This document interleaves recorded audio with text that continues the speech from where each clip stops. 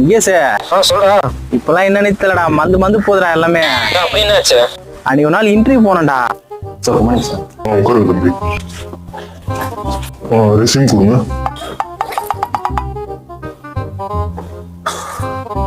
ஐயோ, அப்புறம் அன்னைக்கு ஒரு நாள் வண்டி எடுத்து வெளில போனோம்டா.